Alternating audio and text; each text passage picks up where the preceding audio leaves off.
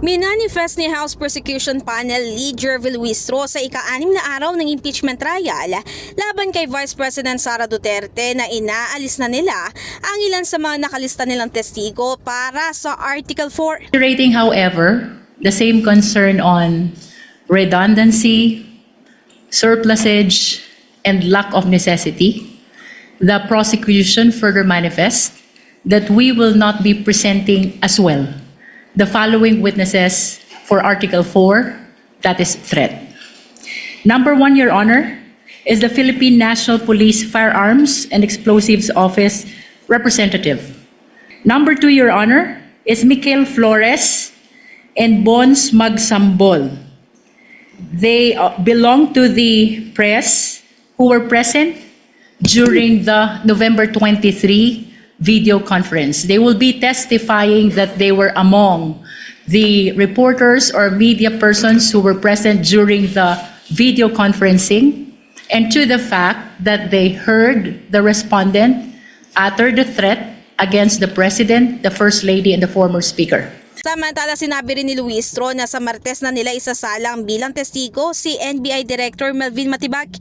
Ito'y bilang nakalaan nga ang Lunes sa pagdedesisyon ng impeachment court sa kanilang hiling na sabina para sa BIR, AMLAC at sa ilan pang bangko. Sa kabilang banda, sa naging briefer naman ni Senate Impeachment Court spokesperson Attorney Reggie Tonggol, binanggit nito na humiling din ang naturang panel ng pag-i-issue ng sabina at testificandum at duces tecum para sa kanilang testigo sa Article 1. And requested for the issuance of subpoena ad testificandum and duces tecum for the following witnesses for Article 1 based on their submitted request for subpoena.